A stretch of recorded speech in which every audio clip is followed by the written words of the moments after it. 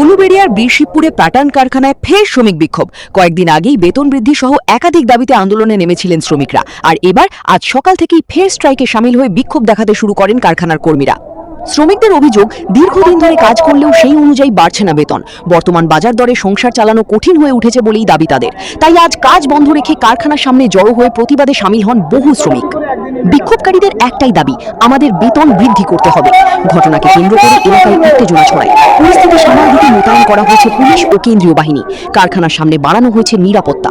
প্রশাসনের পক্ষ থেকে পরিস্থিতির উপর কড়া নজর রাখা হচ্ছে।